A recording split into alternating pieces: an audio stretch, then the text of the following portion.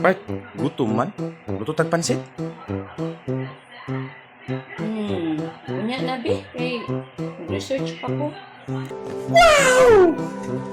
Research? Ano sa research mo? Naglibog mangguko ani ba? Kasi meaning kung ang ex sa imong friend sa kasin sa igagaw sa silingan kay mag-like balik sa 2017 na post. Ha? Unsa?